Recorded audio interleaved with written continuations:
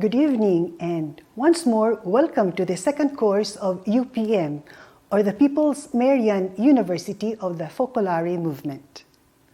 As you know, the theme of this year's course is dialogue and evangelization. In our first lesson, we discussed the evangelizing mission of the Church in the Philippines. And then we talked about the 8th chapter of the encyclical Fratelli Tutti, that speaks of religions at the service of fraternity in the world. We also mentioned the document on human fraternity for world peace and living together, signed by Pope Francis with the Grand Imam of Al-Azhar, Ahmad Al-Tayyib, on February 4th, 2019 in Abu Dhabi. Our last lesson was on enculturation and the Asian traditions, and the role that dialogue plays in proclaiming the gospel in Asia. Today, we shall talk about the Catholic Church's commitment to dialogue. Monsignor Ismael Misolas will take us on a journey that will help us understand the process that led the Catholic Church to the commitment to dialogue that it has today. You would remember Monsignor Misolas from our UPM series last year, but I will introduce him rapidly to those who are here only this year. Monsignor Misolas is a priest of the Diocese of Masbate. He was ordained priest in 1972 and holds a licentiate in canon law from the UST Central Seminary. He was vice rector and economus of the Pontificio Collegio Filipino in Rome, and then also rector of the Cathedral of Masbate. At present, Monsignor Misolas is connected with the Mary the Immaculate Parish of Las Piñas, with the well-known Nature Church. He's also part of the Priests Focolare in Manila. Ladies and gentlemen, please welcome Monsignor Ismael Misolas. The topic that we will talk about today is the Catholic Church's commitment to dialogue. This topic is based on a text by Professor Vincenzo Di Pilato. People from time immemorial have always practiced dialogue through sincere encounters, through deep listening and acceptance of one another in friendship. Dialogue, however, requires courage because it also arises from the experience of resistance and opposition, from making it a tactic to convert others to their own ideas, to their faith. It was Cardinal Angelo Roncalli who took the initiative to initiate an irreversible process of the Church's commitment to dialogue. 3 months after his election to the papacy, on January 25, 1959, as Pope John XXIII, he announced the holding of a Vatican Council for the entire Catholic Church. On June 5, 1960, he established the Secretariat for the Promotion of Christian Unity. From 1988, it will be called Pontifical Council for the Promotion of Christian Unity. As president of the Secretariat, he appointed his Jesuit friend, Augustine Cardinal Bea, to whom he entrusted the task of addressing the dialogue issues to be presented to the Council. This process of dialogue, initiated by Pope John XXIII, was resumed after his death on June 3, 1963, by the newly elected Pope. However, it will take a year, on August 6, 1964, during the full course of the Council, for Saint Pope Paul VI to make his first encyclical known about the Church in dialogue. It will be called Ecclesiam Suam, his Church. This is the Magna Carta for the commitment to dialogue in the Catholic Church. Therefore, the work of commitment to dialogue means, first of all, rereading of the first encyclical of Paul VI, Ecclesiam Suam. Here, Saint Pope Paul VI explains that the Church's dialogue takes place on 4 levels, or concentric circles. 1, within it. 2nd, with other Christian confessions. 3rd, with other religions. And 4th, with the whole world. All the dynamism of the Church in relation to the contemporary world is summarized in this expression. Now we will discuss the characteristics and style of this dialogue. What are the characteristics? First, dialogue is offered by God and is an art that is learned by practicing it together with others. We must always have this very real dialogue relationship offered and established with us by God the Father through Jesus Christ in the Holy Spirit to understand what relationship we as church must seek to establish, to promote with humanity. 2. To dialogue, it is necessary to take the first step. The dialogue of salvation was opened spontaneously by the divine initiative. He, God, first loved us. It will be for us to take the initiative to extend the dialogue itself to men without waiting to be called. 3. Dialogue must be disinterested. The dialogue of salvation began from charity, from divine goodness. God loved the world so much that He gave His only Son. Nothing but fervent and selfless love must move our dialogue. Number 4, dialogue requires not to calculate the results or merits. The dialogue of salvation did not depend on the merits of those with whom it was initiated, nor on the results it would be likely to achieve. That they that are whole need not the physician. Neither, therefore, should we set limits to our dialogue or seek in it our own advantage. Number 5, dialogue requires empathy with others. The dialogue of salvation is adapted to the spiritual needs of its hearers. Number 6, dialogue is without coercion. No physical pressure was brought on anyone to accept the dialogue of salvation. It was an appeal of love. We dare not entertain any thoughts of external coercion. Instead, we will use the legitimate means of human friendliness, interior persuasion, and ordinary conversation. We will offer the gift of salvation while respecting the personal and civic rights of the individual.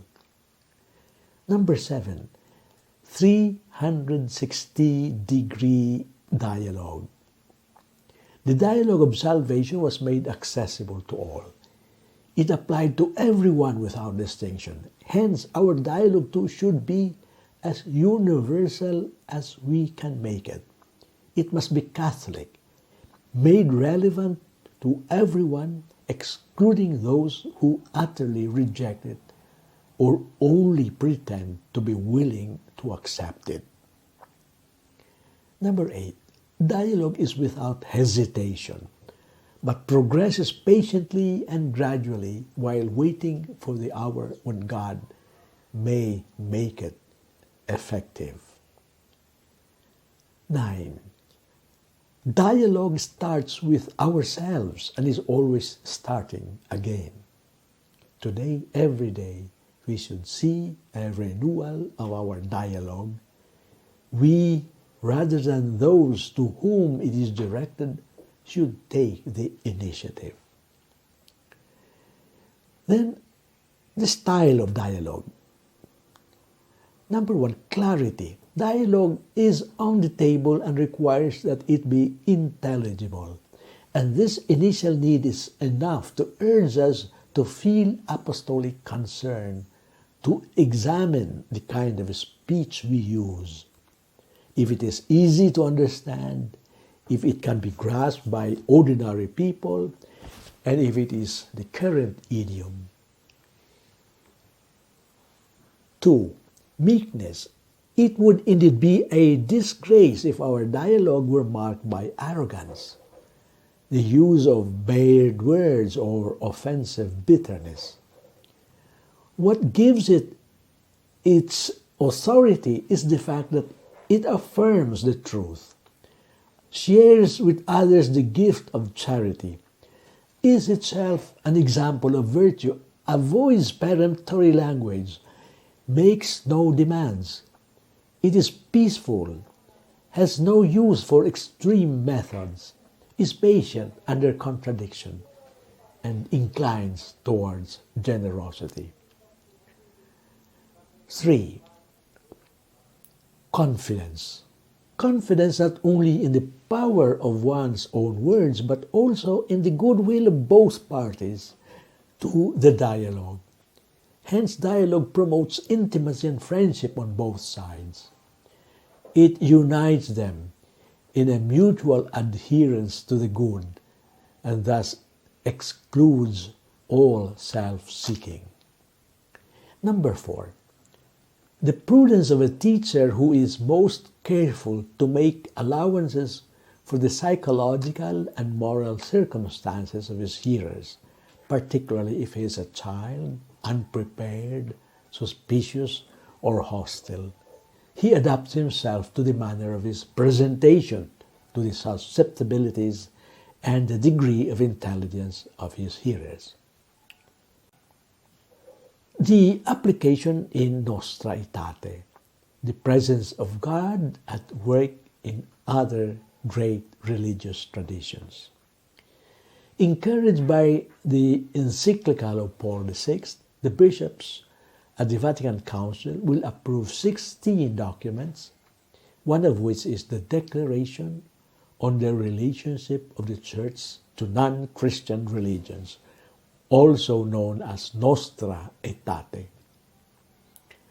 The Declaration expresses an openness and sensitivity towards other religions with its identity that is firmly Christian.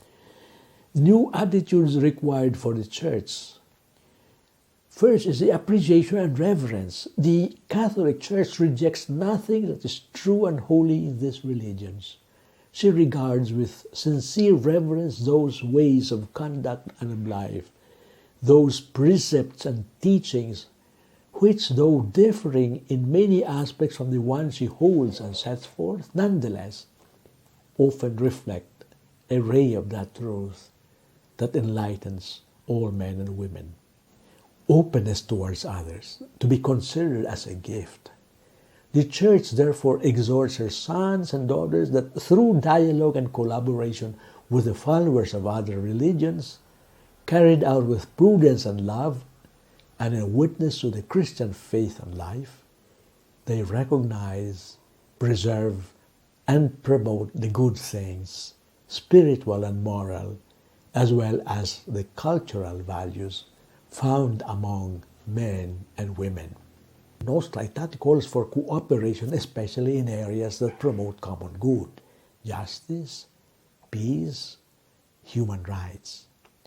This sacred synod urges us to forget the past and to work sincerely for the mutual understanding and to preserve as well as to promote, together with the benefit of all mankind, social justice, moral welfare, as well as peace and freedom. What are the consequences of Nostra Aetate for the popes?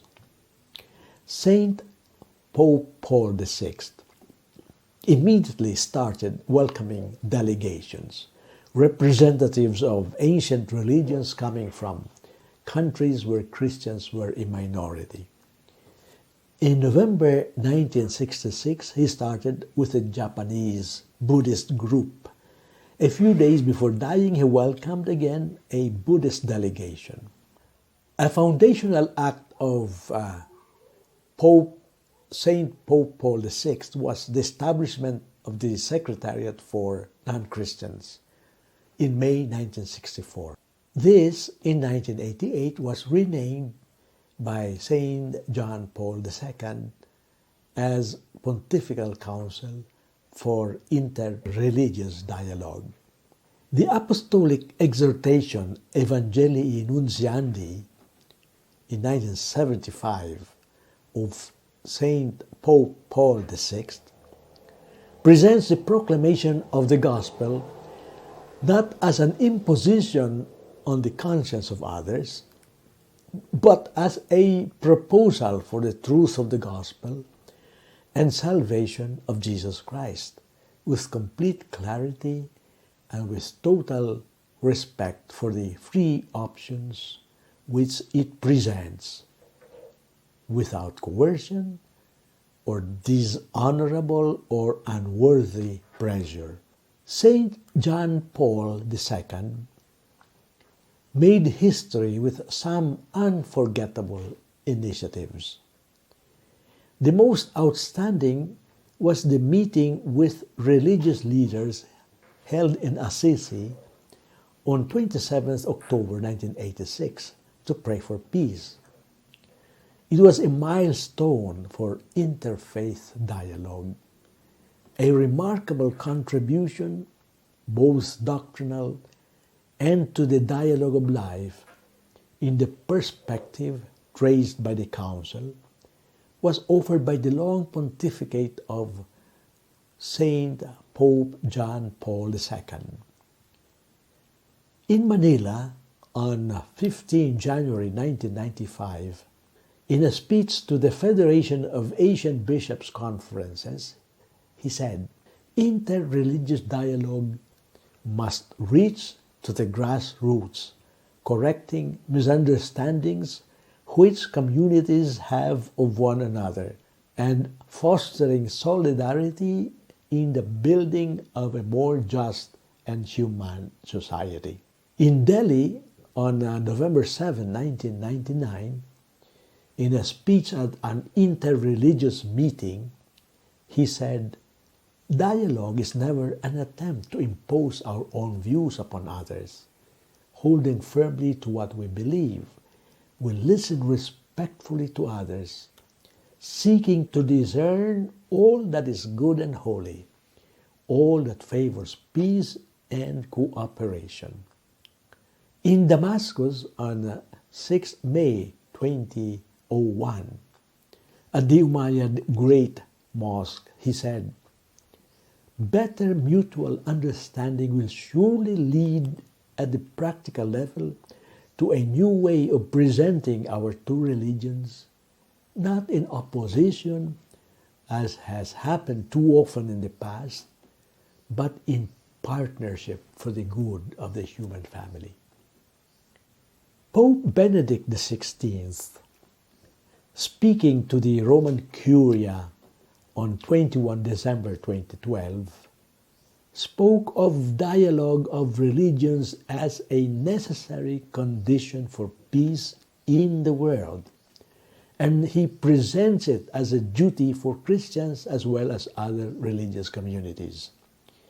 He affirmed that this dialogue calls for certain conditions. First, listening to the other is absolutely required, and second, when we both have this attitude, both sides can obtain purification and enrichment.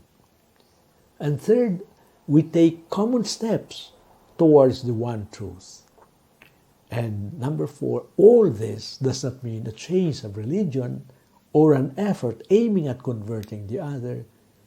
Our fundamental choices remain unaltered. The Pope highlighted 2 rules which he considers fundamental for interreligious dialogue. 1. Aiming at understanding rather than converting. 2. Remaining consciously within our own identity, which the dialogue does not place in question. At this point, Benedict XVI set a roadmap for interreligious dialogue by underlining that it must help in drawing us closer to the truth. Both sides in this piece-by-piece approach to truth are therefore on the path that leads forward and towards greater commonality, brought about by the oneness of the truth. We do not possess the truth possesses us. Pope Francis affirmed that first, promoting dialogue is a duty. Dialogue is not a sort of process of negotiation. Negotiating, Pope Francis argues, is trying to get your own slice of the cake. If you go with this intention, don't dialogue. Don't waste your time. Dialogue is about seeking the common good. 2. A clear identity is necessary. In order to realize a true dialogue, it is necessary not to compromise on one's own identity. A fundamental aspect for a constructive dialogue in the perspective of Pope Francis is the commitment to engage in knowing, respecting, and esteeming the other's identity. Number 3, incomplete thinking and self-purification. Openness to the other's diversity requires a precise intellectual attitude. To be a person of incomplete thought, of open thought, he motivates people to keep looking to the horizon, which is God, who ceaselessly surprises us. And this is the restlessness of our inner abyss, this holy and beautiful restlessness. Number 4, listening. The most important work that we have to do today is the work of listening. Listening to each other without rushing to give a response. Welcoming the words of a brother, of a sister, and then thinking to offer my own. But the ability to listen, this is very important. And when you listen and you speak, you are already on the right path. By listening, we welcome the other and we let him enter our own world. This attitude generates a deep sense of empathy. Number 5, culture of encounter. A culture of meeting each other and of friendship. Let us dialogue and meet each other in order to establish a culture of dialogue. In the world, a culture of encounter. Pope Francis is very well aware that to have peace is not an easy task. It requires a persistent, patient, strong, intelligent dialogue by which nothing is lost. 3 fundamental orientation, if well combined, can help to dialogue. Number 1, the duty of identity. Because one cannot set up a real dialogue on ambiguity or on sacrificing the good to please the other. Number 2, the courage of otherness, because he who is different from me culturally or religiously should not be seen and treated as an enemy, but welcomed as a companion of the journey. Number 3, the sincerity of intentions. As an authentic expression of humanity, this is not a strategy to achieve second ends, but a way of truth, which deserves to be patiently undertaken to transform competition into collaboration. The members of the Focolare movement are all called to become apostles of dialogue, as Saint John Paul II defined them in his letter addressed to Chiara Lubich on the 60th anniversary of the birth of the movement. He said, "In unison with the magisterium of the Church, I think especially of the Second Vatican Council and the encyclical Ecclesiam Suam of my venerable predecessor, the servant of God, Saint Pope Paul VI. The members of the Focolare movement have become apostles of dialogue, the privileged way to promote unity, dialogue within the Church, ecumenical and interreligious dialogue, dialogue with non-believers. How do members of the Focolare movement dialogue? Chiara herself explained it when she was awarded the Civilization of Love Prize in Rieti, Italy, on 4 June 1996. How can we achieve dialogue so that its pure intentions will not be misunderstood, and so that it will reach the goal of giving people, as many people as possible, an attitude of reciprocal understanding, mutual help, and solidarity, giving them a brotherly attitude towards all neighbors, whoever they may be, of every nation, culture, race, and language. First of all, it seems to me that it is necessary to know our neighbors. It has been written, to know the religion of the other person implies living in the skin of the other person, seeing the world as the other sees it, penetrating the meaning that the other finds in being Hindu, Muslim, Jew, Buddhist. But how do we enter into another person's skin? Only love can do something like this. But it has to be true love. And we know that true love is. Jesus showed it with his life. He was God and he became man. And as a man, he allowed himself to be crucified for each one of us. He became sin in order to redeem us sinners. Therefore, love means, and the experiences we heard bear witness to this, making ourselves one with the other person. This was affirmed by St. Paul, who made himself all things to all, weak with the weak, suffering with those who suffered. He made himself the other, the others. This kind of love, to the point of making ourselves one with the other person, enables us to understand him or her. And this is essential for dialogue. By making ourselves one with the other person, he or she becomes open and reveals, manifests, and explains and shares something of his or her being a Jew, a Muslim, or a Buddhist.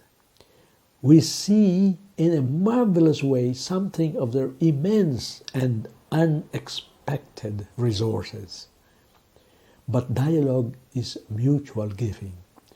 And we too as Christians must know how to give at the right moment, that is, when it is desired, something of our faith. But, there is a but. Our experience tells us that even the witness of our believing is fully understood only if based on a witness of life. Jesus began by doing, and then he taught. We must do the same. We cannot proclaim the gospel if we are not, at least in some way, the living gospel. Thank you, Monsignor Misolas, for this very enlightening lesson. We learned that already in 1965, the Catholic Church asserted that it rejects nothing that is true and holy in the different religions and believes that their teachings often reflect a ray of the truth which enlightens all men and women. Then Pope John Paul II, echoing Pope Paul VI, stated that dialogue is never an attempt to impose our own views upon others, but rather, holding firmly to what we believe, we listen respectfully to them. Pope Benedict considers a dialogue of religions a necessary condition for peace in the world. And Pope Francis clearly asks for it. He said, "Let us dialogue and meet each other in order to establish a culture of dialogue in the world, a culture of encounter." So we can no longer pretend not to know the importance of dialogue for all of us, Christians or not. I know you would like to ask Msgr Misolas a few questions, and you may do so in a Zoom meeting on Saturday, April 30, 2022. Please ask your group leaders for the Zoom link. In the meantime, you may send your comments, observations, or questions to upm1phils@gmail.com. I repeat, upm1phils@gmail.com. Thank you for being with us this evening. Please be reminded that our lessons are held every third Friday of the month at 7 o'clock in the evening. So our next appointment is on Friday, March 18, 2022, at the same time and in the same channel. Have a very good evening, and we wish you God's abundant blessings.